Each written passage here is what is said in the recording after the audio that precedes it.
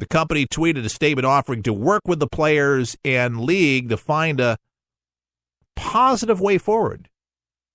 The statements made on our earnings will recall describing the factors that impact our business, and we sincerely apologize to anyone that thought they were divisive.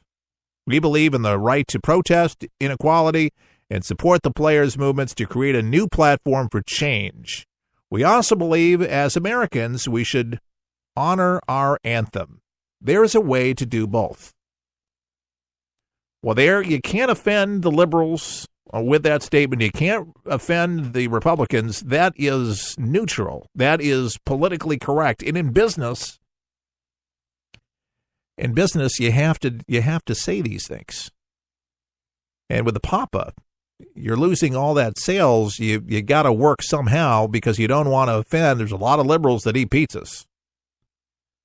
And so if it's construed that you're making pizzas for the white supremacists and the neo-Nazis, and by the way, Papa John's added that he's open to ideas from all except neo-Nazis.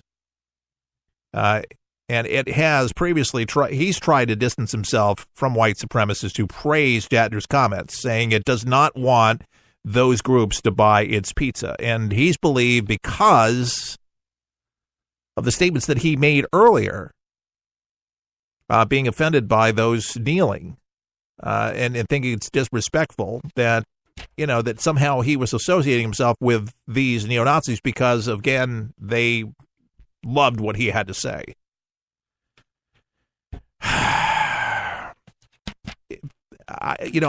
I don't know what to think other than this guy is certainly hurting financially. I am certainly not in any great position with my company to sit there and pay the NFL empty seat fees or Papa John's stock that it's gone down 13% to give him the millions of dollars he's out of pocket. But when it hits you in your pocketbook, you have to be PC because you got to do business and you can't get too political. And when you offend minorities that are basically saying we are doing this because and only because of the inequality that is going on in America, and you go it from that vantage, do you yell at them? Do you scream at them? Do you complain to them? What do you do? And when Papa John says, I'm going to go out of business, so I don't do something, say something, we can work with both people. I think there definitely has to be a meeting of the minds, but I hope this comes together. I hope Papa just doesn't say this because of just that. In the NFL, too. The NFL takes in a lot of money, and they're in cities all across the country. And I'm just wondering, what programs do they put forward in the communities, besides so many players that I know that have worked for the NFL, have had great positions in the NFL. I know a lot of them in the Bay Area that have organizations that do a lot of good things in the inner city and really are solutions to some of these big problems and educate and equip and are mentors. And these are things that the NFL, I think, should be involved, and Papa John should be putting their money where their mouth is. I think that Colin Kaepernick and a lot of these other players that have been protesting see some of this, action that's taking place instead of just hot air, and they actually have some action going on. And they're actually doing something to be an answer to the solution with the players' assistance, their help in the cities when they're not playing football. They're being big brothers. They're building houses. They're repairing things. They're going into the inner city with these crime-laden areas and trying to make it a better place. Make some of these bad areas start painting over the graffiti, doing positive things, working with the church, working with ministries. I can understand why he's going to come out and have to say these things. I'm sure he's real sorry about it. 13% losing his stock. If you're just joining us, Papa John's is apologizing for criticizing the NFL anthem. He's apologized last night for the comments that he had made for players kneeling during the anthem. Company is a major NFL sponsor, by the way, an advertiser. Papa John's Pizza, that is. And Papa John's shareholders, and that the protest should have been nipped in the bud a year and a half ago. The company tweeted a statement offering to work with the players and league to find a positive way forward. And the statement made on our earnings call were describing the factors that impact our business, and we sincerely apologize to anyone that thought they were divisive. We believe in the right to protest. The movement was started last year by a former San Francisco 49ers quarterback, as they're reminiscing on where it started. Colin Kaepernick kneeled, remember, to protest what he said was police mistreatment of blacks. More blacks began kneeling after President Donald Trump said at an Alabama rally last month that team owners should get rid of players who protest during the anthem. Of course, that caused them to do it even more. I hope that Papa John's, since they're a major advertiser, understand they took a big hit on this. Again, the NFL is going to have to take the lead on this too. Let's see what real things are done, again, on city streets and communities around us. And I'm going to be watching for those stories and also contacting the NFL to see if they really have any programs or initiatives that are being done. I know players do when they leave the league because they have the time to do it, but when they're not, do they put money, their own money, as Colin Kaepernick, written money to organizations that are actually making a difference, that are counteracting the culture when it comes to these negatives? How much money has he put out with his own earnings? How much time does he spend in the inner city talking to youth, talking about these very issues? Does he go out and demonstrate other than just the field and kneeling? I mean, is it just that, or is there more? I just wonder how much grandstanding is, or how much real action is going to be taking place.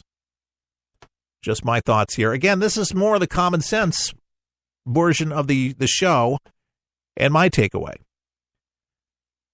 I gotta tell you, I am glowing when it comes to Donald Trump Jr. sending out a big tweet reminding and touting what he perceives to be his father's economic achievements, and they are big. He says, shocking, he campaigned on just that, cutting excessive regulations, tax cuts, small government, fighting for American jobs in U.S. companies, etc. Confidence goes through the roof, and the middle class wins. It's a huge change, a nice change to have a leader who actually loves and fights for America. He tweeted that today. Tweet included a link to an archive in The Economist on the subject. Ironically, the main thrust of the Economist article actually questions the influence of any of President Donald Trump's policies on the main economic achievement noted in the article, which is the rise of real wages. They can't give him credit for unemployment being down the lowest it's been in decades. Over 1.5 million off welfare. Jobs moving back to America. People buying houses again. People starting businesses again. And if they get this tax break for the middle class, if this is done, taxes are lowered, you're going to see a big rise in new businesses, and entrepreneurs start living the American dream like never before. It's a nice thing that Trump Jr. talks about the real achievements. Trump's rise seems to have coincided with a turnaround in fortune in the middle class. In 2015, median household income adjusted for an inflation rise of 5.2% in 2016, and it was up another 3.2% during those 2 years. Poor households gained more on average than richer ones. And of course, for those 2 years of progress are well before Trump was elected president, according to Fortune magazine. But they can't throw in the stock market. the largest increase in the stock market we've ever seen with earnings. But I hear liberals, they'll say, well, just writing off the achievements and the bolster, the robust economy from Barack Obama because of all the money that he had to throw in there to prop up Wall Street. It was him. It has nothing to do with Donald Trump.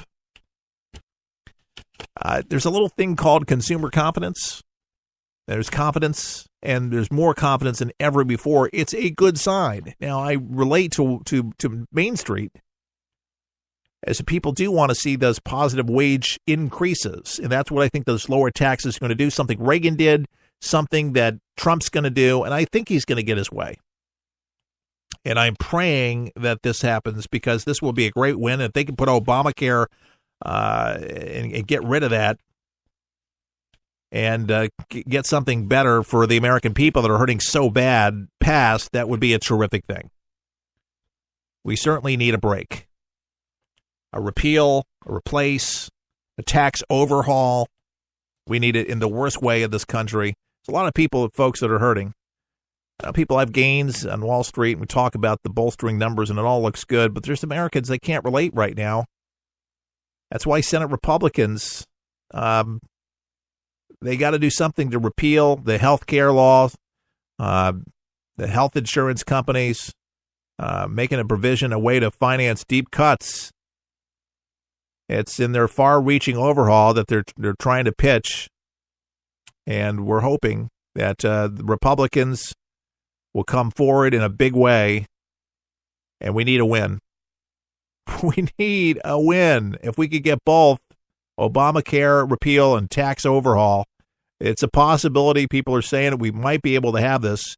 We are optimistic that inserting the individual mandate repeal would be helpful. That's obviously the view of the Senate Finance Committee Republican Majority Leader Mitch McConnell was telling reporters. The Obamacare mandate requires most people to buy health insurance coverage or face a fine without being forced to get coverage. Fewer people would sign up for a Medicaid or buy federally subsidized private insurance. Targeting the mandate in tax legislation would save an estimated $338 billion over a decade that could be used to help pay for deep cuts. The Congressional Budget Office has estimated repealing the requirement that people buy health coverage would mean 4 million additional uninsured people by 2019, 13 million by 2070. So it will cause millions to lose their health care and millions more to lose their premiums. Who's saying that? Senator Roy Wyden. I don't know where they get this information. He's a senior Democrat on the Finance Committee. Of course, forget about all the higher premiums that people have bailed out and the dozens of insurance companies that are not even carrying Obamacare, don't even want to be a part of it. You can't even get insurance, or they're uninsured because they've dropped off the plan because it's not affordable. It's costly. People can't afford it. They're not signing up for it. And the premiums are like 200% in Phoenix, Arizona. Instead of just saying that it's a broken plan, they're going to hang on to it, just like the Maverick our Maverick Senator John McCain, the no vote. I tell you, what a huge disappointment he has been. Sad that he has to go out on that note. But it is what it is, folks. We have another shot at this. And GOP leaders are rallying together with the rank and file, and they've been in closed-door meetings. And hopefully they're going to be able to get together where the Dems are going to have a little what they want, but they're going to be able to bring relief for the middle class. And the House and Senate bills would deeply cut corporate taxes, double the standard deduction used by most Americans, and limit or repeal completely the federal deduction for state and local property, income, and sales tax. Republican leaders in Congress view passage of the first major tax revamp in 30 years as imperative for the GOP to preserve its majorities in next year's elections. So, folks, let's go. Let's get this passed. Let's have a win.